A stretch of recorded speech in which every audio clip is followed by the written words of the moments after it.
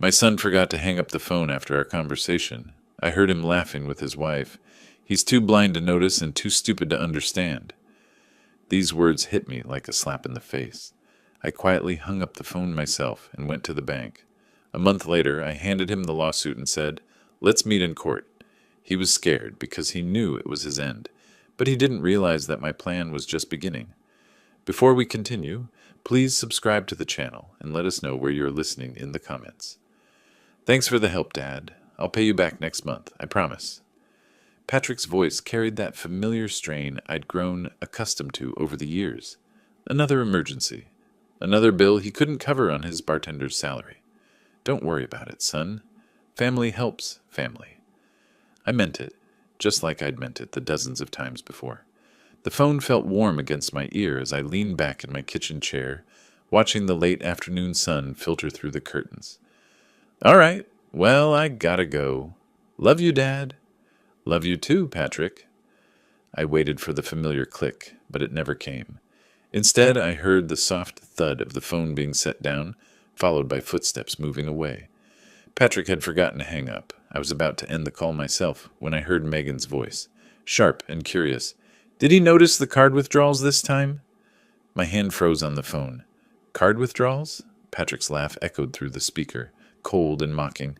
He's too blind to notice that, and too dumb to figure it out, even if he did. The words hit me like a physical blow. My grip tightened on the phone until my knuckles went white. How much did you take this week? Megan's voice again, casual as discussing the weather. $3,000. Easy money. The old man's pin was pathetic to guess. Who uses their wedding date? Patrick's voice grew distant as he moved around their apartment. He's been such a sucker all these years. I felt something cold settle in my chest. My wedding date. The date I'd married Patrick's mother, Sarah. The date I'd shared with him when he was 12, telling him how it was the happiest day of my life. Quietly, carefully, I hung up the phone. My hands shook as I opened my banking app. There it was, clear as day. ATM withdrawal, $3,000. 3 days ago, another $2,500. Last week, $4,000. The pattern stretched back months, maybe longer. How had I been so blind? I scrolled through transaction after transaction, each one a knife twist. The money I'd worked 40 years to save. The nest egg I'd built by skipping vacations. Buying generic groceries. Driving the same car for 15 years. All to make sure Patrick had what he needed. College tuition after Sarah died. Help with his wedding. Down payment assistance for their apartment. I remembered sitting in my empty house after Sarah's funeral, staring at Patrick's acceptance letter to Ohio State. The tuition was $28,000 a year. I'd liquidated half my retirement account without hesitation. For Patrick's future, I'd told myself, Sarah would want this. Now I sat in that same kitchen, staring at my phone screen, watching my life's work disappear $3,000 at a time. My chest burned with something I hadn't felt in years. Not the grief that had consumed me after Sarah's death, not the loneliness of widowhood. This was pure, crystalline rage. I set the phone down and walked to the window. Across the street, my neighbor was mowing his lawn, the normal sounds of suburban evening continuing as if my world hadn't just shattered. Patrick thought I was too blind to notice, too dumb to figure it out. I stared at my reflection in the window glass. 65 years old, gray-haired, wearing the same comfortable cardigan I'd had for a decade. Maybe I did look like an easy mark. Maybe I had been one, but not anymore. I picked up the phone again, scrolling through my contacts until I found what I was looking for. Tomorrow I'd need answers. I'd need to know exactly how my son had gotten my PIN, how long this had been going on, and most importantly, how to make sure it never happened again. The plan was already forming in my mind as I sat there in the growing darkness. Patrick thought he was so clever, so much smarter than his old man. He was about to learn just how wrong he was. The morning coffee tasted bitter, but it sharpened my focus. I'd spent the night planning, and now I needed information. Changing my PIN immediately would tip Patrick off that I knew about the thefts, and I wasn't ready for that confrontation yet. First, I needed to understand exactly how he'd figured out my code. I dressed carefully, choosing clothes that would help me blend in at my destination. The Lucky Strike Tavern sat in downtown Columbus, a dimly lit establishment where Patrick's best friend Brendan worked behind the bar. If anyone knew the details of Patrick's scheme, it would be him. The drive took 20 minutes through familiar streets. I'd lived in this city my entire adult life, raised Patrick here, buried Sarah in Green Lawn Cemetery, just 10 miles from where I now parked. The irony wasn't lost on me that I was about to use those same familiar places to investigate my own son. The tavern's neon sign flickered like a faulty heartbeat. Inside, the air hung thick with the smell of fried food and stale beer. It was barely noon, but a handful of regulars already occupied stools at the long wooden bar. I chose a spot at the far end, away from the others. Brendan looked up from washing glasses, his face brightening with recognition. "Mr. White, haven't seen you in here for ages. How are you doing?" "Getting by, Brendan. Just thought I'd stop in for a quick drink." I settled onto the stool, making myself comfortable. "Bourbon neat," he poured with practiced efficiency, the amber liquid catching the light from the mirror behind the bar. "Patrick mentioned you've been helping them out a lot lately. That's really generous of you." "Family's important." I took a sip, letting the burn settle in my throat. "Speaking of which, how's Patrick handling his finances these days? He seems less stressed about money lately." Brendan's expression shifted slightly, a hint of something that might have been discomfort. "Yeah, he's been more relaxed about that stuff. Says he figured out a system." "A system?" I kept my voice casual, mildly curious. "Sounds like Patrick. Always was clever with numbers. Well, you know how it is with bank stuff." Brendan wiped down the bar with unnecessary vigor. "People find ways to make things work." I leaned forward slightly, lowering my voice to a conspiratorial whisper. "Between you and me, I've been having trouble with my own banking lately. Keep forgetting my PIN. How do you young folks remember all these numbers?" Brendan relaxed, apparently relieved to move to safer ground. "Oh man, that's the worst. I use my birthday, but Patrick always said that was too obvious. He uses dates that mean something to him, you know? Like, he told me he cracked his dad's PIN by trying important family dates." My heart hammered against my ribs, but I kept my expression neutral. "Smart thinking. What kind of dates?" "Well, he said he tried your birthday first, then his mom's, then—" Brendan paused, realizing he might be sharing too much. "I probably shouldn't be talking about this stuff." "Oh, don't worry about it. I'm just impressed he remembered all those dates." I raised my glass in a mock toast. "To good memories." The memory hit me like a physical blow. Patrick at 12 years old, sitting on our back porch after Sarah's funeral, tears streaming down his face. "Tell me about the day you married Mom," he'd whispered. "Tell me about when you were happy." I'd sat beside him, my own grief raw and overwhelming, and told him everything.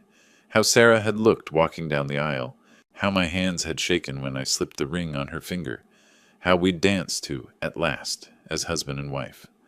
March 15th, 1982. The date I'd entered as my PIN 15 years later when the bank required a 4-digit PIN. "Yeah," Brendan continued, oblivious to the storm raging inside me. "He said it was your wedding anniversary. Pretty romantic that you still use that as your PIN after all these years." I finished my bourbon in one burning gulp. "Well, you know what they say about old habits." I placed a 20 on the bar. "Keep the change, Brendan, and maybe let's keep this conversation between us. Patrick might be embarrassed that he's been talking about family finances." "Of course, Mr. White. No problem at all." I walked out of the tavern on unsteady legs, the spring air hitting my face like a slap. In my car, I sat gripping the steering wheel until my knuckles went white again. The wedding date. My most precious memory had become the key to my son's betrayal. I started the engine and pulled into traffic, heading toward Patrick's apartment. It was time for a conversation, but not the kind he was expecting.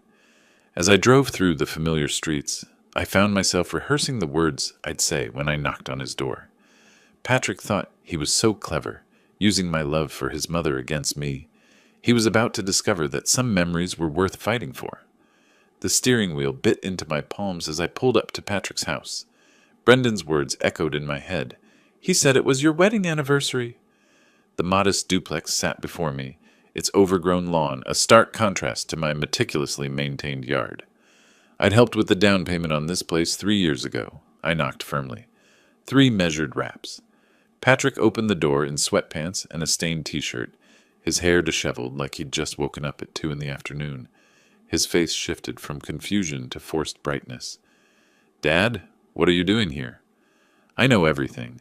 The words came out steady, controlled. Return my money. His mouth opened, then closed. What money? Dad, I don't know what you're talking about. I pulled the folded bank statements from my jacket pocket, the paper crackling like accusations. These withdrawals, my PIN, my wedding date. The color drained from his face. He stepped back, leaving the door open between us like a shield. That's impossible. I would never... March 15th, 1982. I read the numbers aloud like an indictment. The date I married your mother. The date you've been using to steal from me. Who told you that? His voice cracked, the pretense crumbling. Does it matter? I stepped inside without invitation, scanning the living room. New furniture, a massive television mounted on the wall. All purchased with my money, my memories. Patrick's jaw tightened. Fine. Yes, I took some money. But it's not stealing when it's family. Some money? I unfolded the statements completely. $37,000 over 8 months. Megan appeared from the kitchen, her voice sharp as a blade. Patrick, what's going on? Your father-in-law knows about our PIN arrangement. Arrangement? The word tasted bitter. Is that what we're calling theft now? Megan crossed her arms, her stance defiant. You have more money than you know what to do with, sitting alone in that big house. At least Patrick put it to good use. The memory hit me without warning. Patrick's wedding day, 4 years ago. I'd stood at the reception, watching him dance with Megan, remembering my own first dance with Sarah. Later that night, I'd written them a check for $10,000 as a wedding gift. Money I'd saved by eating dinner alone, night after night, in a house that felt too quiet without Sarah's laughter. Good use? I looked around the room again. Like that television? Those leather chairs. Patrick's shoulders squared, defiance replacing shame. You should be grateful it was me and not some stranger. At least the money stayed in the family. Grateful? I repeated the word like I was tasting something rotten. Look, Dad, you're getting worked up over nothing. It's not like you need the money. What are you going to do with it anyway? Buy another cardigan? Megan laughed, a harsh sound that cut through the tension. He probably doesn't even remember giving us that pin in the first place. I hadn't given them anything. The pin was private, sacred. It represented the only day in my life when everything had been perfect, when Sarah had walked toward me in white lace and promised forever. They'd taken that memory and turned it into a tool for theft. I want every penny back. My voice stayed level, controlled. By next week, Patrick scoffed. Or what? You'll call the police on your own son. The challenge hung in the air between us. I folded the bank statements carefully, deliberately, tucking them back into my pocket. We'll see. I turned toward the door, each step measured and purposeful. Behind me, I heard Megan whisper something sharp to Patrick, heard his muttered response. The door closed with a definitive click. In my car, I sat for a moment, hands gripping the steering wheel until my knuckles went white. The engine hummed as I pulled away from the curb, thoughts churning like storm clouds. Patrick thought this was over. He thought I'd slink home, defeated and embarrassed, like some doddering old fool who'd been taught his place. He was about to learn how wrong he was. The door closed behind me, the quiet house amplifying the echo of Patrick's defiance. I hung my coat on the familiar hook, the empty hallway stretching before me like a reminder of all the solitary dinners, all the holidays spent alone since Sarah died. I walked to the kitchen and set the kettle on the stove. The withdrawal papers lay spread across the counter, each transaction a small betrayal. Maybe I should just let it go. $37,000 was a lot of money, but I had enough to live comfortably. Maybe Patrick was right. What was I going to do with it anyway? The kettle's whistle pierced the silence. I poured the hot water over a tea bag, watching the amber color bloom through the clear liquid, like spreading regret. But as I stirred, a different memory surfaced. Patrick's sophomore year at Ohio State. He'd called me, panicked, saying he needed $5,000 immediately for books and lab fees. I'd driven to the bank that same day, withdrawn the money from my vacation fund. Sarah and I had been planning a trip to Ireland before she got sick. We never made it. I set down the spoon with more force than necessary. 3 years later, Patrick's car had broken down. Another emergency, another withdrawal from my dwindling retirement savings. Then his wedding, his apartment deposit, his credit card debt from the failed business he'd started and abandoned within 6 months. I walked to the living room, where our family photos lined the mantelpiece. Sarah smiled back at me from our honeymoon picture, her face radiant with joy. Next to it sat Patrick's college graduation photo, the one where he'd thrown his cap in the air while I stood proud in the background. I'd sacrificed everything for that moment. My dreams, my retirement plans, my chance to travel while I was still young enough to enjoy it. All so Patrick could have opportunities I'd never had. You should be grateful it was me, and not some stranger. His words replayed in my mind as I traced Sarah's face in the photograph. She'd been the one who insisted we start a college fund when Patrick was born. He deserves every opportunity, she'd said, counting out dollar bills from her teacher's salary. Even then, she'd been thinking of his future. I picked up the wedding photo, feeling the weight of the silver frame. March 15th, 1982. The happiest day of my life, reduced to a 6-digit code for my son's convenience. The anger hit me like a physical force. Not the hot, impulsive rage I'd felt earlier, but something colder, more calculated. I set the photo down carefully, deliberately. Calling the police crossed my mind briefly. Credit card fraud was a felony. But Patrick was right about one thing. I couldn't do that to my own son. However, there were other ways to handle theft, legal ways that didn't involve criminal charges. I climbed the stairs to my bedroom, each step feeling purposeful.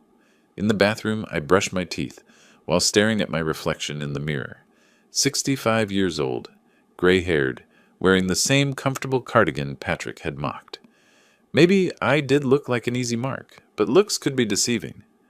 I turned off the lights and slipped into bed, the sheets cool against my skin. Outside, the neighborhood settled into its evening quiet. Normal families finishing normal dinners, normal conversations about normal problems. My problems were far from normal now. As I lay there in the darkness, a plan began to take shape. Not revenge, justice. There was a difference, and I intended to make Patrick understand exactly what that difference was. The digital clock beside my bed glowed red in the darkness. 11:47 p.m. Tomorrow was Friday. The courthouse would be open. I'd need to make some calls, do some research. 40 years as an engineer had taught me the value of preparation and precision. I closed my eyes, but sleep remained elusive. My mind raced with possibilities, strategies, the careful steps I'd need to take. Patrick thought he was smart, thought he'd outsmarted his foolish old father. Tomorrow, I'd begin teaching him just how smart this old man could be. Sunlight filtered through the blinds as I rose, the plan from last night sharp in my mind, like a blueprint finally drawn to scale. I'd slept better than expected, the decision bringing an unexpected peace. By 7 a.m., I was dressed in my best suit, the navy one I'd worn to Sarah's funeral, pressed and dignified. The drive to First National took 15 minutes through quiet morning streets. I parked deliberately close to the entrance, clutching a manila folder thick with printed bank statements, transaction records, and notes I'd compiled during my sleepless hours. The bank lobby buzzed with fluorescent energy, early customers conducting their morning business. I approached the customer service desk where a young woman with carefully styled hair greeted me with practiced enthusiasm. "Good morning. How can I help you today?" "I need to report unauthorized use of my debit card." I set the folder on her desk with deliberate weight. Multiple withdrawals over several months. Fraud. Her smile faltered slightly. "Oh my. Let me get our security manager for you right away." Within minutes, I sat across from Michael Harrison, a middle-aged man whose tie was slightly askew, despite the early hour. He opened my folder, his expression growing more serious with each page. "Mr. White, these are substantial amounts. You're saying you didn't authorize any of these ATM withdrawals?" "Not a single one." I leaned forward. "Someone has been using my PIN for months. I have reason to believe it's a family member." His pen hovered over a yellow legal pad. "A family member?" "My son has access to my personal information. He knows significant dates in my life." I pointed to the withdrawal pattern. "Notice the amounts never exceed $5,000, staying under reporting thresholds." Harrison nodded grimly. "That's unfortunately common in family fraud cases. We'll need to start an investigation immediately." The memory surfaced without warning. Patrick at 16 asking to borrow my car. I'd handed him the keys along with my wallet, trusting him completely to get gas and return home safely. He'd been responsible then, careful with my trust. "What's your process?" I asked. "We'll pull the security footage from the ATMs used, cross-reference with the timestamps on your statements. If we can identify the person making the withdrawals." He paused delicately. "Will you press charges if it's confirmed to be your son?" The question hung between us like a challenge. "I want my money returned. How that happens depends on how cooperative he chooses to be." Over the next 3 days, I maintained my usual routines while the bank conducted their investigation. I mowed the lawn with mechanical precision, reorganized my workshop, cleaned the gutters that didn't need cleaning. But beneath the ordinary tasks, anticipation hummed, like electricity through power lines. On Wednesday afternoon, Harrison called. "Mr. White, we've reviewed the ATM footage. The person making the withdrawals matches the description you provided of your son. We've contacted him directly to discuss the matter." And he initially denied any wrongdoing, but when presented with the video evidence, Harrison cleared his throat. He became quite agitated, said this was a family matter and the bank had no business interfering. I gripped the phone tighter. "What's your next step?" "We're required to give him an opportunity to explain or make restitution before pursuing formal charges. But Mr. White, I should warn you, he seemed very upset about our involvement." After hanging up, I sat in my kitchen staring at my reflection in the dark window. The bank had done exactly what I'd hoped. Now Patrick knew his theft had been discovered through official channels, not just his father's suspicions. I spent the evening reviewing my notes, anticipating his response. Patrick had always been impulsive when cornered, quick to lash out rather than accept responsibility. Sarah used to call it his cornered cat behavior, all claws and fury when trapped. As I set down my evening coffee, my phone vibrated insistently on the counter. The screen illuminated with a name I'd been expecting but dreading. Patrick. The device continued its urgent buzzing, demanding attention like an accusation that refused to be ignored. I stared at it for 3 full rings, knowing that whatever came next would determine the course of everything that followed. The insistent ring pulled me from my chair, the screen confirming what I'd dreaded. I took a measured breath before answering, my voice steady despite the storm I knew was coming. "Hello, Patrick." "What the hell did you do?" His voice exploded through the speaker, raw with fury. "The bank called me. They're accusing me of fraud." I reported unauthorized withdrawals from my account. "The bank is doing their job." "Unauthorized? I'm your son. This is family money." I remained silent, letting his words hang in the air like smoke from a dying fire. "Dad, are you there? Say something." "I'm listening." The phone rustled, voices whispering urgently in the background. Then Megan's voice cut through, sharp as broken glass. "Mr. White? This is disgusting behavior. Is this how you show love for your family?" Megan: "No, let me talk." Her voice carried that particular edge she used when she wanted to wound. "Patrick has given you everything, his time, his attention, his respect, and this is how you repay him? By humiliating him with bank investigators?" I'd heard this tone before, last Christmas, when I'd bought Patrick a modest gift instead of the expensive watch he'd hinted about for months. The same wounded indignation, the same twisted logic that made my restraint into cruelty. "I want my money returned," Patrick's voice returned, breathless with rage. "Your money? Dad, you're going to die someday, and who do you think gets everything anyway? I was just getting an advance." "An advance requires permission." "Permission?" He laughed, bitter and harsh. "You want permission? Fine. Here's some permission for you. Stop this investigation, or you're going to regret it." The threat settled between us like ice on water. Regret it how, exactly? "You think you're so smart sitting in that big house all alone. But you need us more than we need you, old man. How often do we visit? How often do we call just to check on you?"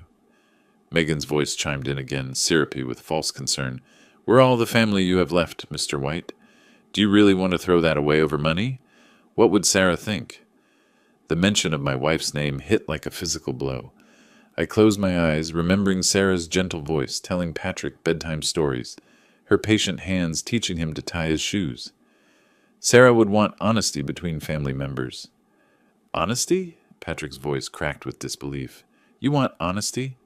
Here's honest. You're a lonely old man who buys his family's attention with money, and now you're angry because someone finally called you on it. I moved to the window, looking out at the quiet street where normal families lived, normal lives without these conversations. The bank will complete their investigation regardless of what I say now. The process has started. Then stop it. Call them back. I can't do that, Patrick. Can't or won't. Won't. Silence stretched between us, filled with breathing and distant traffic sounds from his end of the line. Fine. His voice dropped to something colder, more calculated. You want to play this game? We'll play. But don't come crying to us when you realize what you've lost. The line went dead. I set the phone down carefully, methodically, like diffusing a bomb. My hands trembled slightly, not from fear, but from the effort of maintaining control during 20 minutes of concentrated venom. I walked to my desk and pulled out a legal pad, writing down everything I could remember from the conversation. Patrick's threats, Megan's manipulations, their exact words about regret and consequences. If this escalated further, I wanted documentation. The memory surfaced as I wrote, Patrick, at 25, calling me at midnight from a police station. Drunk driving, he'd said, but it was just a misunderstanding. Could I post bail? The officer who'd arrested him had been wrong, he insisted. Everyone was wrong except Patrick.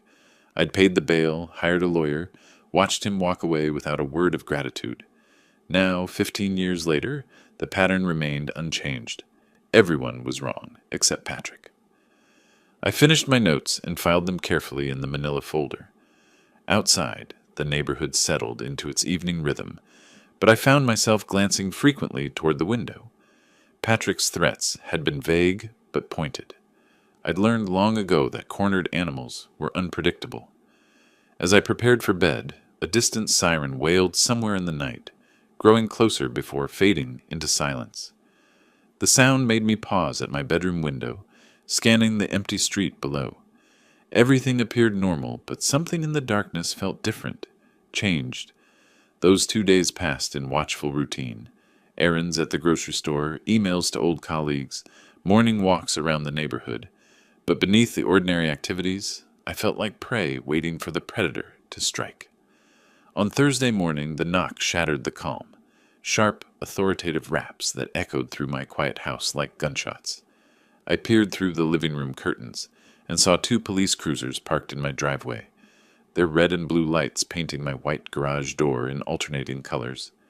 3 officers stood on my porch, one holding an official-looking document. I opened the door with steady hands. Mr. Roger White. That's me. The lead officer, a woman in her 40s with steel-gray eyes, unfolded a paper with practiced precision.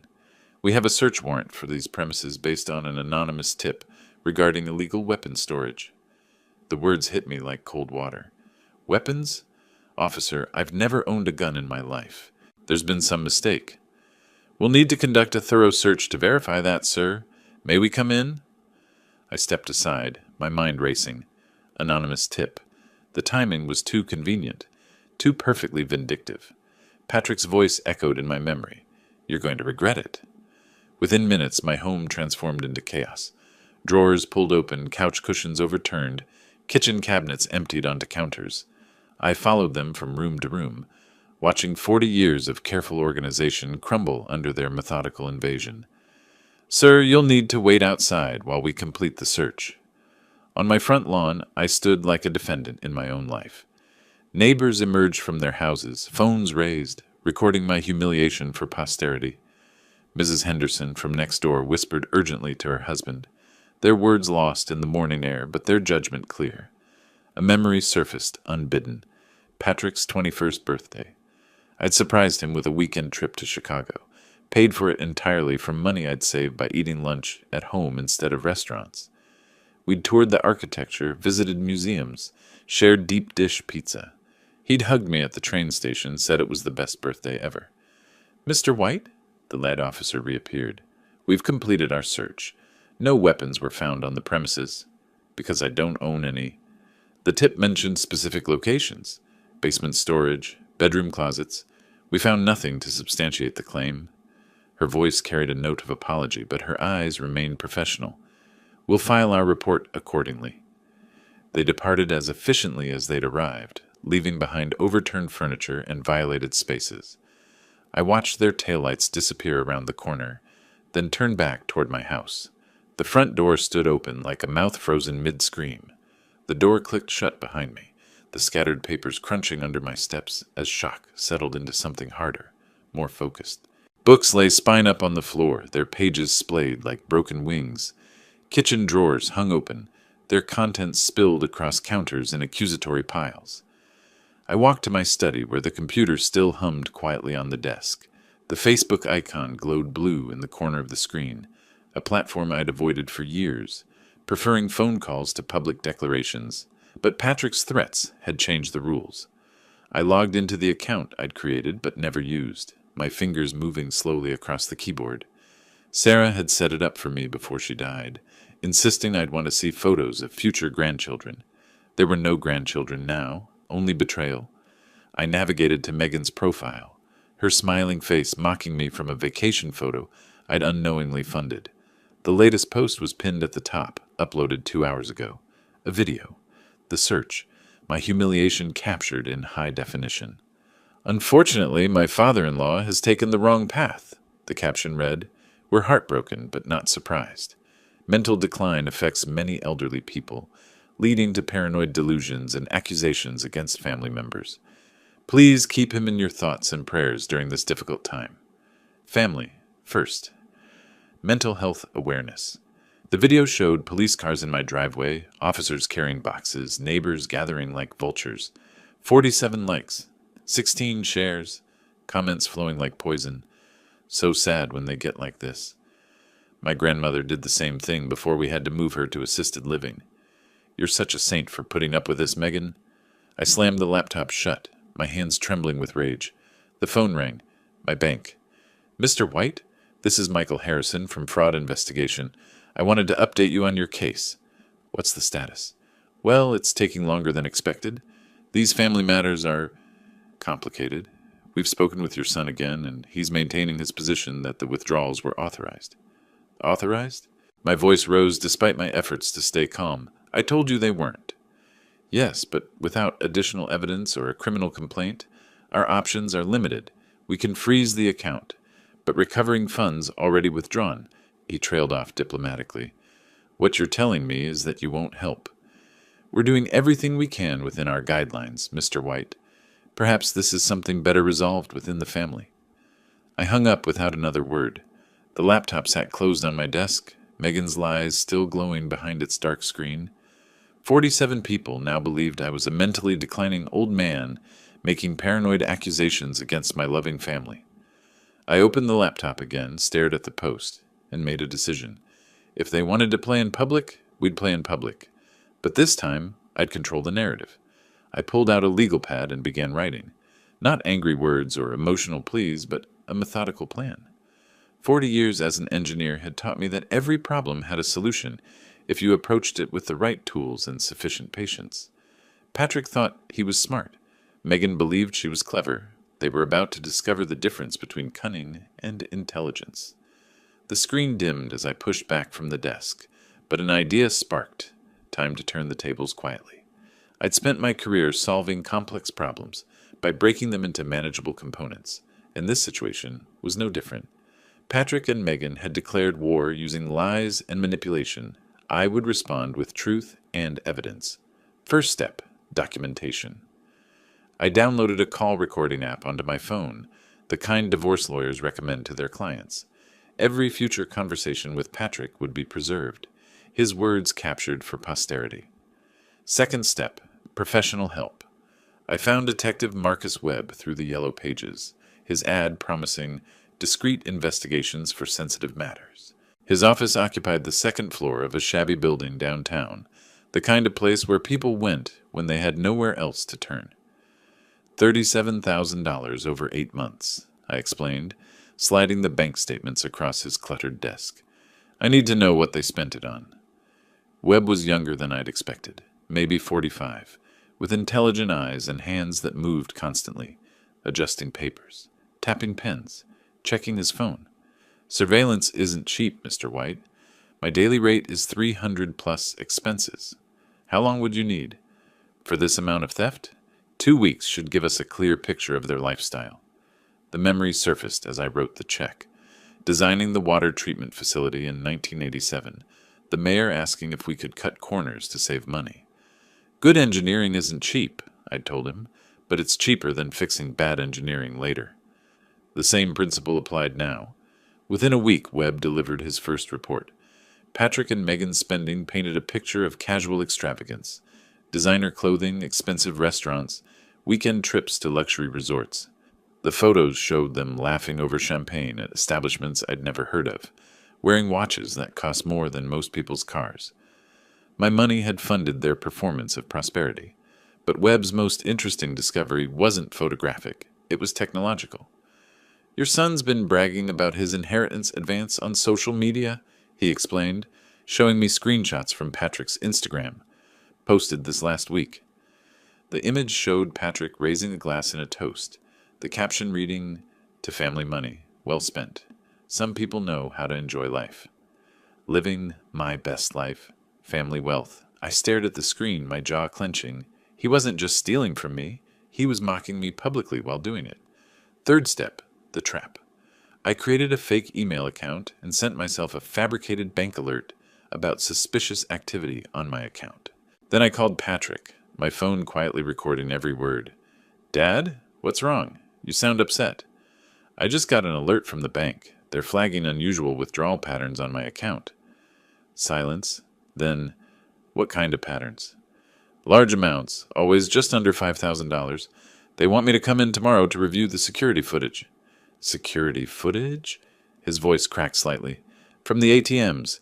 They can see who's been using my card." More silence. When he spoke again, his voice carried a note of panic I'd never heard before.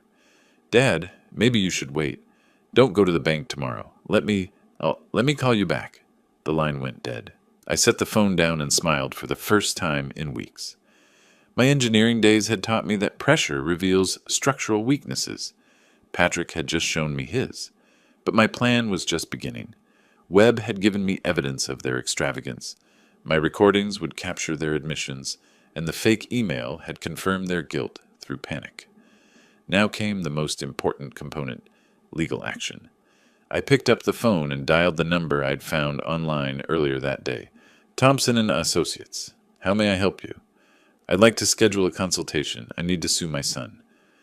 The stack of photos aligned neatly in my folder, each image a piece of evidence in the case I was building. Webb's surveillance had been thorough.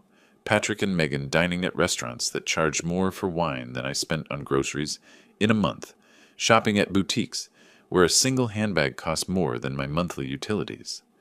The law office of Thompson and Associates occupied a renovated Victorian house near downtown, its brass nameplate polished to mirror brightness. Attorney Sarah Thompson was younger than I'd expected, maybe 35, but her questions were sharp and focused. "Mr. White, you're certain about proceeding with this? Suing family members creates permanent damage to relationships." The damage was created when my son decided to steal from me. She reviewed my evidence methodically, bank statements, Webb's photographs, the recorded phone conversations where Patrick's guilt leaked through his panic. "This is actually quite strong. The recordings are admissible since you were a party to the conversations, and the financial evidence is clear. What are we looking at for damages?" "Theft of $37,000 plus interest, court costs, and potentially punitive damages for the systematic nature of the fraud." Her pen scratched across legal forms, each stroke sealing my path forward. "I'll file this afternoon." The courthouse clerk stamped my documents with satisfying authority, the official seal marking my transformation from victim to plaintiff. Case number CV 2024-1847, Roger White versus Patrick White and Megan White. I was heading home when my phone rang. "Patrick," I activated the recording app before answering. "Dad, we need to talk. Can you drop this bank thing? We can work something out." "Work what out exactly?" "Look, maybe I did borrow some money without asking, but families don't sue each other over misunderstandings." "Borrowing requires permission, Patrick. Taking without permission is theft." Megan's voice cut through the background. "Tell him we'll pay him back. Slowly, but we'll pay." How slowly? I asked. Maybe $50 a month? 100? We're not rich, Dad. I thought of the photos Webb had taken yesterday. Patrick signing the check at a steakhouse that charged $60 for ribeye. You'll be hearing from my attorney. Your attorney? His voice pitched higher. Dad, you can't be serious about this. I'm your son. And I was your father. Neither fact prevented the theft. We'll fight this. We'll tell everyone you're having mental problems. The police search proves... I hung up, my finger steady on the end call button. The irony wasn't lost on me. Years ago, when Patrick was 12, he'd been caught stealing candy from a corner store. I'd marched him back to apologize and paid double the candy's value. Taking what isn't yours is wrong, I told him, no matter what excuse you use. He'd learned the lesson then. Apparently, he'd forgotten it since. That evening, I sat in my study reviewing the legal papers Sarah Thompson had prepared. The complaint laid out the facts in cold, precise language. Systematic theft, abuse of trust, fraudulent use of financial information. Reading it felt like watching my family's destruction narrated by a stranger. But some destructions were necessary, like demolishing a building with structural damage. You cleared the bad foundation before constructing something better. My phone buzzed with a text message from an unknown number. This is just the beginning, old man. You have no idea what you've started. I forwarded the text to Thompson with a note. Additional evidence of intimidation. Then I poured myself a glass of the wine Sarah and I had been saving for a special occasion. It had been aging in our basement for 15 years, waiting for the right moment. Tonight felt right. Justice, it turned out, was worth celebrating. That month flew in a blur of rehearsals and legal reviews, meetings with Thompson, practice sessions for testimony, evidence organization, until finally stepping into the echoing courthouse hall. The weight of my carefully compiled evidence anchored me with quiet confidence. The courtroom was smaller than I had imagined from television shows, more like a conference room with elevated seating and formal furniture. Patrick and Megan sat at the defendant's table with their court-appointed attorney, a young man who looked overwhelmed by the evidence stacked against his clients. Judge Patricia Reeves called the session to order with a sharp crack of her gavel. This is a civil case of alleged theft and fraud. Mr. White, you may present your evidence. Thompson stood, her voice clear and professional. Your Honor, we'll demonstrate systematic theft totaling $37,000, accomplished through unauthorized use of the plaintiff's personal identification number. The first exhibit was the bank statements, each withdrawal highlighted in yellow marker. As Thompson read the amounts aloud, I watched Patrick's face grow paler with each number. March 3rd, $3,000. March 10th, $2,500. March 17th, $4,000. The list continued for several minutes, a drumbeat of betrayal measured in dollars and dates. Then came Webb's photographs. Patrick and Megan at expensive restaurants, shopping at luxury stores. Patrick wearing a watch that cost more than my car payment. The images projected onto a screen for the judge to examine. These photos were taken during the period of alleged theft, Thompson explained. Note, the defendant's lifestyle appears inconsistent with his reported income as a part-time bartender. But the moment I'd been waiting for came when Thompson activated the recording from my phone. Patrick's voice filled the courtroom, his panic clear as he begged me to avoid the bank's investigation. Dad, maybe you should wait. Don't go to the bank tomorrow. Let me call you back. The recording continued with our later conversation. Look, maybe I did borrow some money without asking. Judge Reeves leaned forward. Did I hear the defendant admit to taking money without permission? Patrick's attorney objected weakly, but the damage was done. Patrick had confessed in his own words. When it was their turn to defend, Patrick took the stand with shaking hands. Your Honor, my father gave me permission to use his account. He's getting older. Sometimes forgets things. Do you have any written permission? Thompson asked during cross-examination. Well, no, but... Any witnesses to this alleged permission? It was understood between us. Family doesn't need formal permission for everything. Thompson pulled out the social media screenshots Webb had collected. Is this your Instagram post, Mr. White? Patrick's face went white as his own words appeared on the screen. To family money, well spent. Some people know how to enjoy life. Does this sound like someone who believed he had permission to use his father's money? That was just joking around. Megan's testimony was even worse. She cried on cue, claiming they'd only taken money for necessities, while photos of their luxury purchases glowed on the courtroom screen behind her. Groceries cost $1,800 at a steakhouse? Thompson asked dryly. The memory hit me as I watched them squirm. The morning I'd overheard Patrick's laughter through the forgotten phone call. He's too blind to notice that, and too dumb to figure it out. The arrogance in his voice, the casual dismissal of my intelligence. Now he sat in a witness chair, stumbling over lies, while evidence of his theft surrounded him like prison walls. Judge Reeves deliberated for less than 10 minutes. I find the evidence overwhelming. The defendants systematically stole from the plaintiff, using personal information obtained through family trust. The theft totaled $37,000 over 8 months, accomplished through deliberate deception. The gavel's strike echoed through the courtroom like thunder. Judgment for the plaintiff in the amount of $37,000 in restitution, plus court costs, attorney fees, and a penalty of $10,000 for the systematic nature of the fraud. Total judgment, $52,000. I sat perfectly still, letting the victory settle into my bones like warmth from a long-awaited fire. Patrick and Megan stared at the judge in shock, their faces pale as hospital sheets. $52,000 they didn't have. Judgment they couldn't escape. As we filed out of the courtroom, Patrick caught my arm. "Dad, please. We can't pay this. You're destroying us." I looked into his eyes, my son's eyes, Sarah's eyes, and saw nothing but the frightened calculation of someone whose schemes had finally collapsed. "You destroyed yourselves," I said quietly. "I just provided the evidence." Outside the courthouse, Thompson shook my hand with genuine satisfaction. "Congratulations, Mr. White. Now comes the fun part, collecting what they owe you." I walked to my car with the judgment papers in my briefcase, feeling lighter than I had in months. The spring air carried the scent of flowering trees, and for the first time since that terrible phone call, I could imagine a future without the bitter taste of betrayal. The enforcement notice arrived within a week, its official letterhead announcing the beginning of Patrick and Megan's financial reckoning. My attorney had explained the process: wage garnishment, asset seizure, bank account freezes, the legal machinery that turns court judgments into recovered money. I watched their unraveling from a careful distance. First came Patrick's car.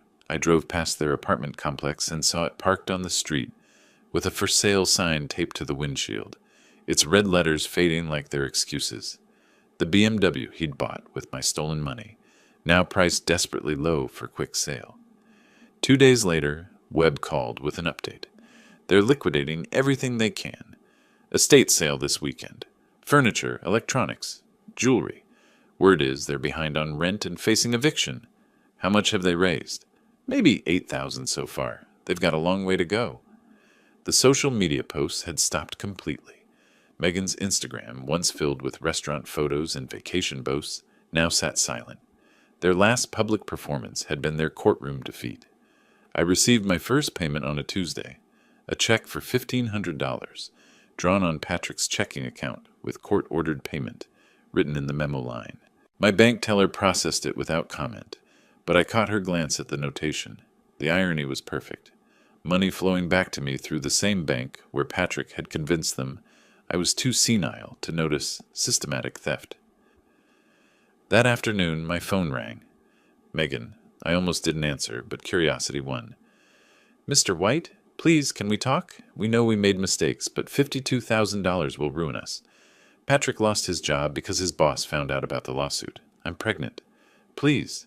Her voice carried genuine desperation now, stripped of the manipulation I'd grown accustomed to. "Megan, you had months to return what you stole. You chose threats and humiliation instead. But the baby, your grandchild." The words hung between us like bait on a hook. She was trying the same emotional manipulation that had worked for years, assuming I'd sacrificed my dignity for the promise of family peace. Any child deserves parents who understand the difference between right and wrong. Maybe this experience will teach you both that lesson. I hung up and sat quietly in my kitchen, remembering the morning I'd discovered their theft, the shock of betrayal, the humiliation of being called too blind and too dumb to notice my own money disappearing. Now, Patrick worked construction for half his bartender wages, his fancy watch sold to a pawn shop. Megan had moved back with her mother, their apartment lost to missed rent payments. The courthouse judgment had stripped away their stolen prosperity, revealing the emptiness underneath. By summer's end, they'd managed to pay back $23,000 through liquidated assets and garnished wages. The remaining $29,000 would take years to collect, assuming they both stayed employed. I deposited their latest payment, a money order for $800, and drove home through neighborhoods where normal families lived normal lives without these complications. In my driveway, I sat for a moment, looking at the house Sarah and I had built together.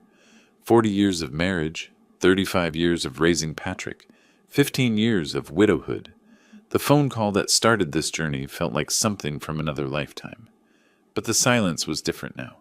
Not the hollow echo of loneliness, but the satisfied quiet of problems solved and accounts balanced.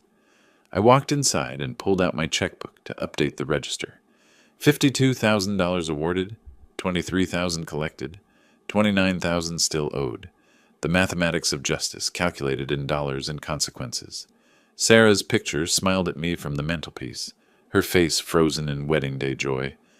I'd honored her memory by refusing to accept theft disguised as family loyalty. She would have approved of the fight, even if she might have grieved the necessity. Outside my window, the neighborhood settled into its evening routine. Normal problems, normal solutions, normal families without these complications. Inside my house, the silence felt like victory. If you liked this story, please like this video, subscribe to the channel, and share your impressions of this story in the comments. To listen to the next story, click on the box on the left. Thank you for watching.